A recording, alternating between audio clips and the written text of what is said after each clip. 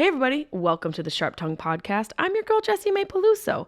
I hope you're living your best life and showing up like the badass motherfucker that you are. This week, we're keeping it short and sweet. I do want to let you know that I am on tour. Come check me out before the end of the year. This coming weekend, Carly Aquilino and I will be in Portsmouth, New Hampshire at the Cisco Brewery. We've got a flash flood warning.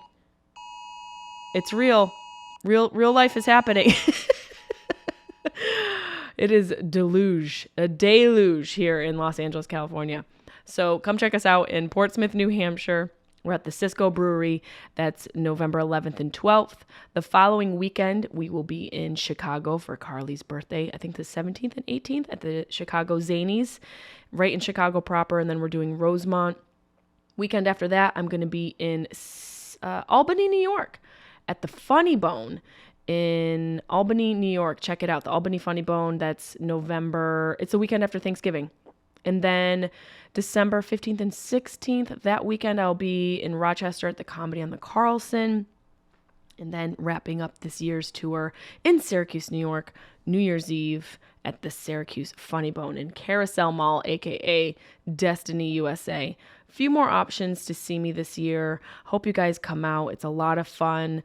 And I love to see you guys. I love performing live. It's one of the joys of my life. So come and check it out. Bring a friend, tell a friend, and I hope to see you. And as always, if you guys want to watch this episode, you can go right over to youtube.com/Jessimae Peluso to check out the video and to see my face. Yes. I hope you guys enjoy this week's episode.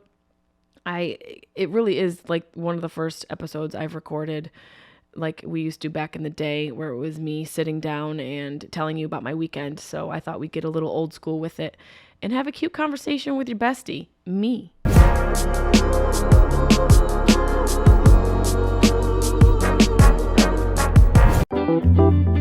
Sharp Tongue Podcast. Beep, beep, beep, beep, beep. You're listening to the Sharp Tongue Podcast. I'm your host, Jessimae Peluso. It's a personal look. Well, it's not really a look because it's a podcast. I'm already fucking this up. This is kind of like a verbal comedy diary, a deep look into the crevices of my mind. It's gonna get dirty. You might cry. You'll probably laugh. Hopefully you'll laugh. The whole point is for you to laugh, but you also might cry. I talk about my family. I talk about farts. I talk about love, loss, comedy, how hard it is to make it in this biz. I'm a fucking professional. Each week it's something different. Sometimes I have a guest host. Sometimes it's gonna be a movie companion episode. Sometimes I just ramble about the bullshit I dealt with the week before. You never know what you're gonna get. It's raw, uncut, and funny. It's me. Oh, it's chilly. It's chilly. This is really low. Why is this so low? Hold on, guys. I just got back from the road and my sound system's a little farked. It's a little fark. That sounds better. We sound good? How's everybody doing? I just got back from, where the heck was I? Arizona. Thanks to everybody who came to the shows in Arizona. We had a great time with Kalia, our host, Josh. It's so terrible for me not to know what everybody's names were.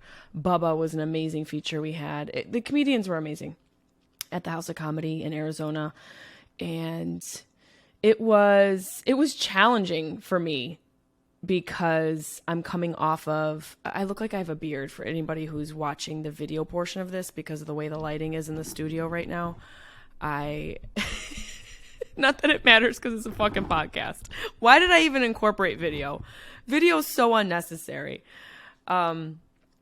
It was challenging because I came off of 32 days of no alcohol.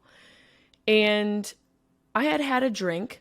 I met a friend out and had like a celebratory, I just got over 32 days of sobriety drink, which just seems kind of stupid. What do we drink? You shouldn't drink to sobriety, but I'm not, I guess it's different for me because I'm not an alcoholic. I'm somebody who embarked on SoberOctober. So maybe celebratory drink is okay. But I also did that because I was going into the weekend on the road and thinking, well, I'm going to need some training wheels. I'm going to need a little bit of moral support here if I'm going to have some drinks this weekend for the show. So the drinks I had with my friend, next day, I didn't feel too bad at all. They were mixed drinks, so maybe there wasn't a lot of alcohol in them, and it was tequila. Tequila is kind of like my jam. I love tequila. It was mezcal, which normally, I'm not a huge mezcal fan. I don't dislike it. I don't really like smoky things. I don't like smoked cheese. I don't like smoked Gouda. Just give me the Gouda. Why do we have to smoke the Gouda? What are we doing? Why? Cheese shouldn't be smoked. You know, it should be nice and soft or have a little tang to it. I don't get the smoky flavor. It makes me feel like somebody made the cheese in their uncle's man cave, and it feels gross and wrong. Don't smoke my cheese. Leave the smoking for the marijuana, not for the cheese or Gouda. And I also don't like smoked turkey. I don't want nothing smoked. Except for like brisket. That shit's delicious. A little smoked brisket. Hello, vegetarians. You're missing out. But I don't like mezcal because it's smoked. So I didn't feel bad the next day. I honestly think it has to do with the fact that it was a mixed drink and it was probably watered down. And I go into this place, El Carmen on West 3rd Street in Hollywood. It's a great bar. If you're ever in LA, check it out. It's so much fun. It's a Mexican bar. And unbeknownst to my friend and I, it was El Dia de los Muertos weekend kickoff, and there was a full fucking mariachi band. I mean a full fucking mariachi band in Coco makeup, aka El Dia de los Muertos makeup. It was amazing. Life-changing. I got serenaded by a Mexican trumpet and survived. That was something that I didn't even know I wanted to have on my bucket list, and then I just checked it off. The trumpet was inches from my face, and I still have, I think, permanent damage, but some damage is worth the experience, you know? Like marriage. You get divorced, yeah, sure, the divorce is brutal, but some part of the marriage was still worth it. That's how I felt about this mariachi band. It was intense. It was so loud. Almost nearly impossible to have a conversation. But it was a lot of fun, and also I was excited, like I was going to lubricate myself for the weekend and get my body ready to have a couple drinks. I have to be honest. I was excited to come back and have a couple drinks after having a little more than 4 weeks of no alcohol. I was interested for a multitude of reasons. For one, to see if I noticed any discernible differences between being completely sober. Well, I wasn't really completely sober. We all know I did psilocybin and marijuana multiple days out of the week. Those are medicines. I will continue to say that. And I was excited to see what the effects would be on my person, just on my being, and what noticeable differences I would experience. And also, I was excited to celebrate. Clea and I have so much fun on the road together, and she's not an abuser, so we're able to like have some couple cocktails, and it's fun, and no one's screaming from the back of the room. You don't have to worry about her heckling me because she had too much tequila or too many alcoholic cocktails or whatever. So I was excited. I was excited for a multitude of reasons. So Thursday night, we have our first show. I do a shot of tequila. Okay? And the next day, when I tell you I felt run over from one shot of tequila. And it fucking pissed me off. It pissed me off, and it was also enlightening. You know, I have these emails that I send to Dr. Daniel Amen every Friday, and it's to work on my attention deficit disorder. You know, I have ADD. And the purpose of the emails is to create consistency in habit for myself. I haven't been 100% with them through a little year plus that I've been sending them to him. But one way or another, I always send them. So I sent the Friday email on Monday this week because the alcohol kind of fucked up with my flow. Just that one shot. It was really alarming to me to experience that. Now, like I said, I had 2 shots with my friend at that bar. I think they were watered down. I also think maybe the mariachi trumpet blasted some of the alcohol out of my system through my olfactory.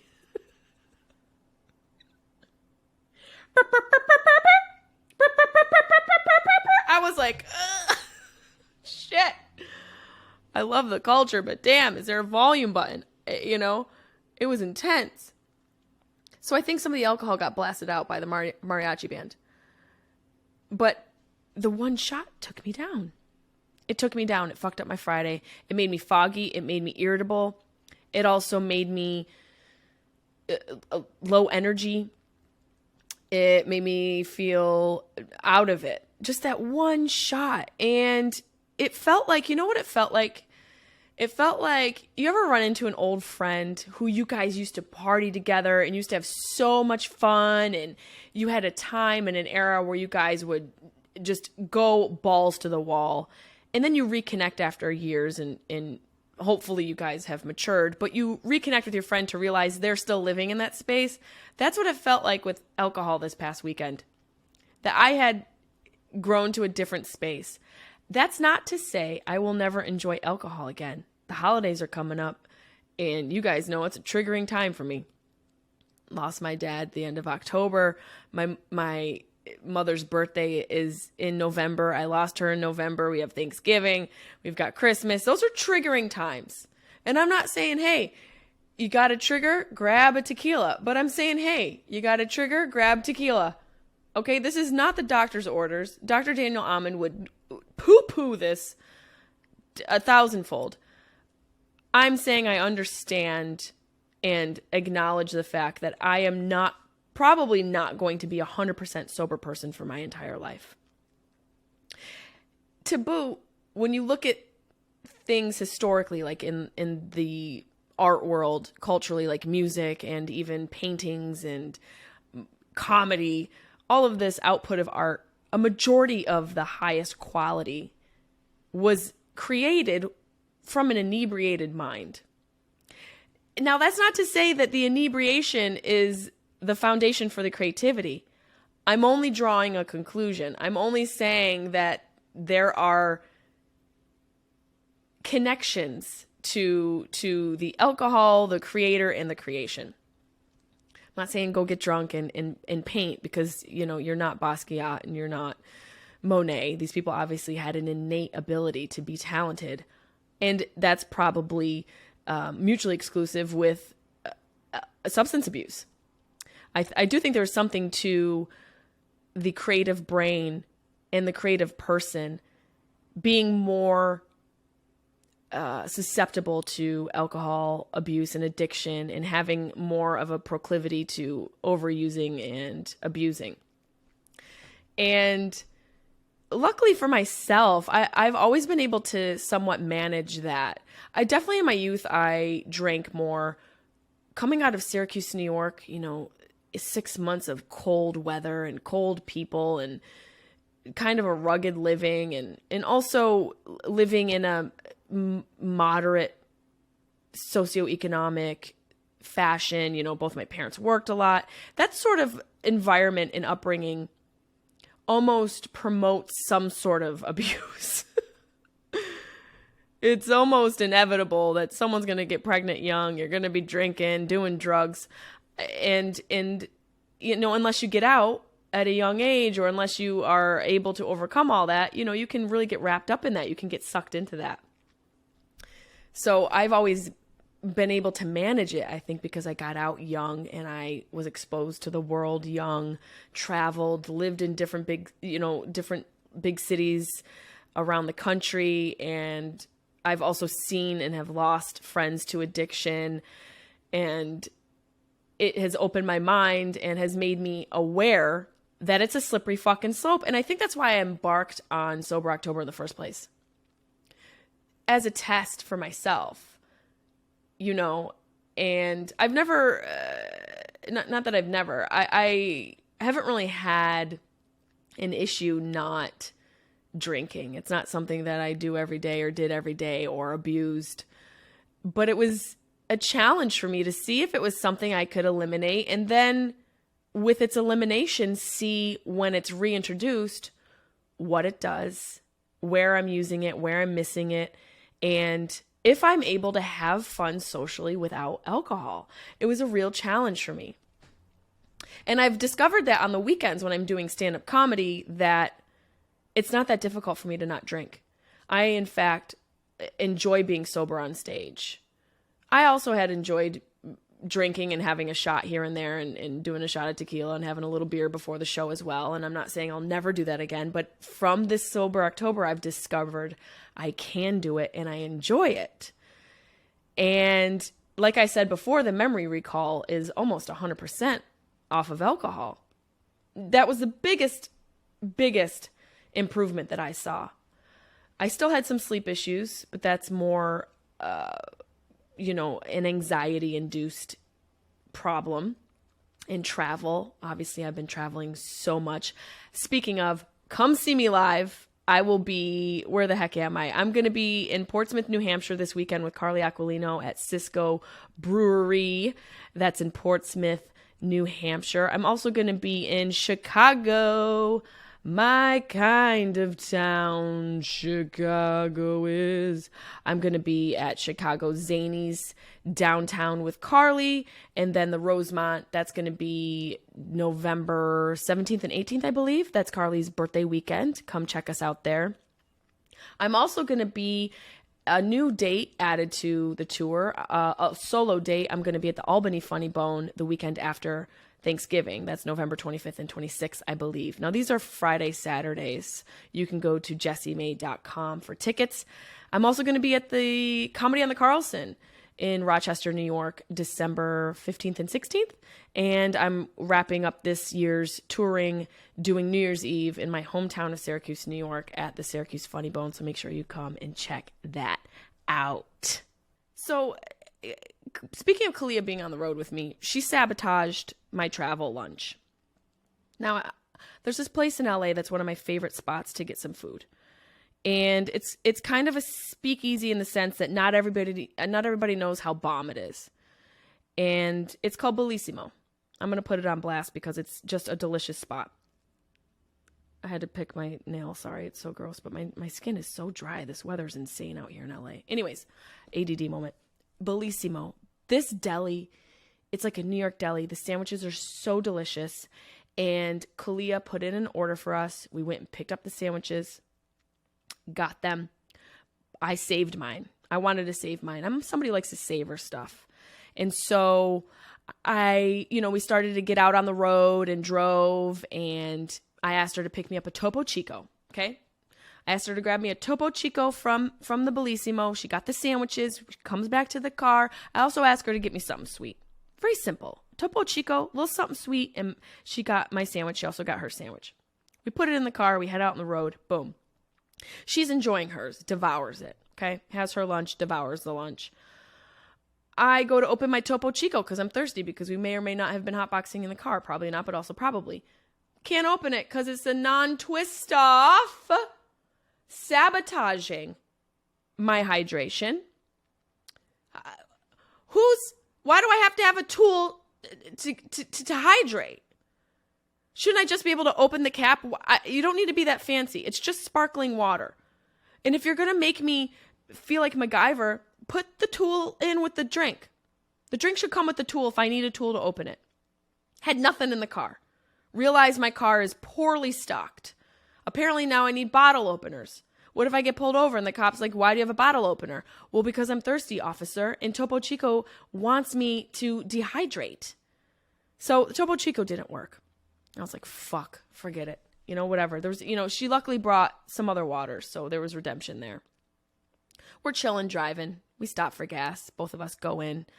I put the gas in the car. I like to gas up while I'm going into the shop. Sometimes it doesn't always work because for some fucking reason, I'm sure this is a safety precaution, the gas clasp, the little lip that the catcher catches on to keep the gas engaged, will snap off so easily. Why is it even there? Why do we even have a stopper if it doesn't say stopped? It's a very inconsistent system. So I engage the gas, put the stopper, her and I go inside, get some stuff. I come back. Kalia opens the door to get into the passenger side, and I hear her go, oh no. I open my door to the sight of my sandwich on the car seat because Chaplin and his trifling street dog ass had gotten into the sandwich that was specifically tucked into the side of the driver's side door so that they couldn't get it. But I always underestimate Chaplin. He's a street dog. He's a street chihuahua, born on the streets. This motherfucker can find food where you didn't even think it existed. He will survive the apocalypse. He's literally a canine roach. I was thinking, like, is this a bad thing to say? He's like a roach. He is just so resilient. This motherfucker's eating my sandwich. Not only is he eating my sandwich, he's had the top, the 2 pieces of sourdough. He doesn't have any teeth. I don't know how he's consuming this food. And you better believe Bunny and Carlin are in on the enjoyment. My sandwich is half gone. Now you think I'd flip out, but I didn't because I was on shrooms. Allegedly. I kind of was frustrated because it's my favorite sandwich from Bellissimo. It's called the Hunter. It's just go get it and email me. Go get the sandwich. It's called the Hunter from Bellissimo in Venice, California, and fucking email me after and tell me it didn't change your damn life. Well, Chaplin enjoyed half of it. And I know Bunny and Carlin also had some. I wasn't pissed. Now I am. The memory is more infuriating than the moment. I still had half the sandwich left. So we've got the Topo Chico that didn't want to open. And I didn't open it out of spite. If you're not going to open for me, I'm not opening you. Okay? I'm not, it's too much emotional output for me at that point. So then my sandwich gets half eaten. And I had already purchased other beverages inside of the rest stop because I'm that spiteful. Okay? And I'm stubborn. I saved half the sandwich for myself. Started driving a little bit. And he was like, you know what? I'm not going to save this sandwich anymore. What am I going to save it for? Saving it is what made me lose it. It's a real loss in letting go. You can't hold on to stuff. The more you hold on to things, the quicker you lose them. So I threw that sandwich down the gullet. It was fucking delicious. I savored it. There's something about scarcity creating more enjoyment when you know there's not as much around. You enjoy it. You savor it because your fucking 4-pound chihuahua had half a loaf of sourdough and roast beef with pepper jack cheese and a special sauce. Then I go to enjoy my sweet treat that Kalia picked out, open the package, little package of Justin's special dark Reese's cups. It's spoiled! The Reese cup went bad. You know when chocolate goes bad and it tastes like chalk? That's what it was. It was a chalk Reese's cup from Justin's. And I look at Kalia and I said, you are sabotaging me today. I am bringing you out on the road and you're sabotaging my lunch. It's so rude. And I'm not someone whose lunch should be sabotaged. If I don't eat, deaths will occur. I am a demon without food. But I got half a sandwich, half a bite of that rotten Reese's cup, and I learned my lesson. I learned my lesson that you got to lower your expectations. Not with Kalia, just with the world. Kalia felt so bad. She felt very, very bad. It was funny because when we were driving, allegedly not hotboxing, as we got closer to Arizona, there was a sign that said, this is a sign to not drive high. And then it got me thinking about the highway, like it's called highway.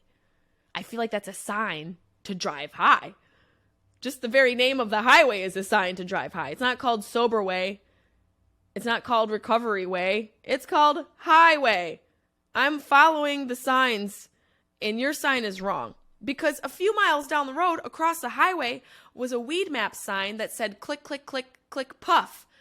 These are conflicting messages, and it's confusing me, and I'm even more confused because I'm high. So the Billboard Association needs to get their shit together because the signage is, it's very conflicting.